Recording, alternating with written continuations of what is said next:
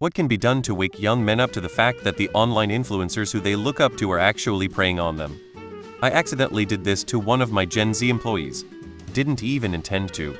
But what happened was that he was partially his fault, committing a serious safety violation without realizing it. I stopped him and firmly but politely corrected him. At some point during this I said, "Listen, I really don't want you to get hurt." Later that night, he's texted me telling me that meant a lot to him because no one seems to care what happens to him.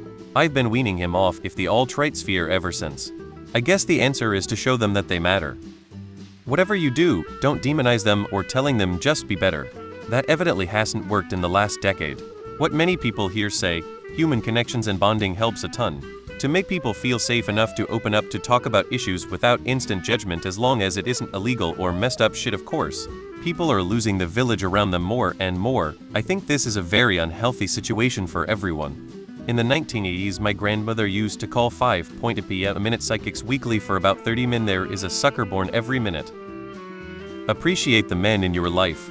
Verbally, stop being deadbeat parents and actually take control of raising your kids. Raise more media literate kids.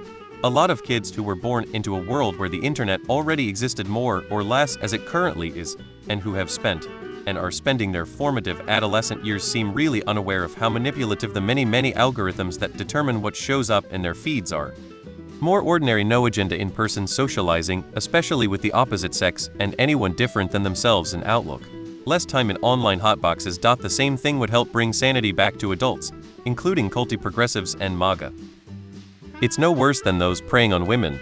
The message is just crafted differently. We can try to raise young people with more self-esteem.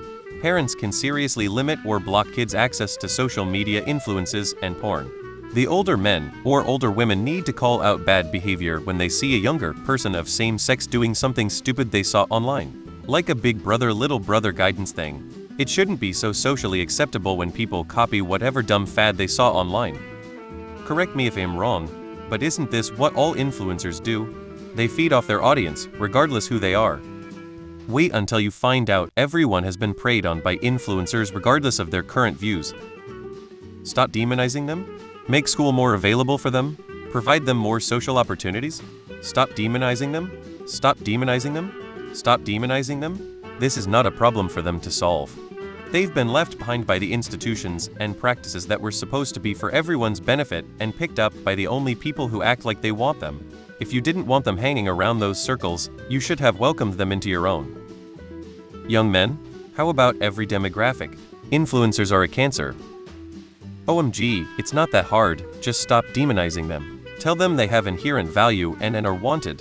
I don't know why this is so hard. There was an argument of man vs. bear not long ago saying how a lot of men are terrible people, how men should be embarrassed. If there are high suicide rates for men, it's because men created that system.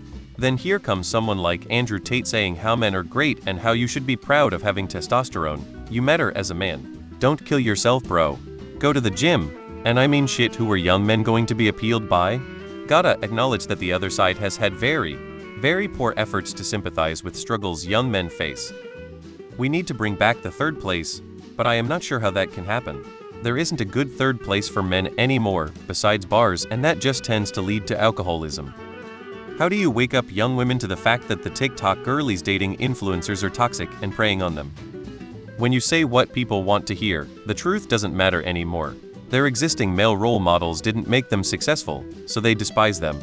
These new male role models promise them financial independence, fast cars, and a harem of women if they just listen to their advice. What can be done to wake up Redditors to get them to stop manipulating and gaslighting people who they disagree with? As a young guy, I think the solution is for the left to cut it out with the gaslighting. If you are single and the only response from the left is that dating is extremely easy for guys who aren't predators and that you're just an incel, then of course you are going to keep looking elsewhere. If anybody other than the far right was suggesting pretty much anything, they could beat out the grifter class.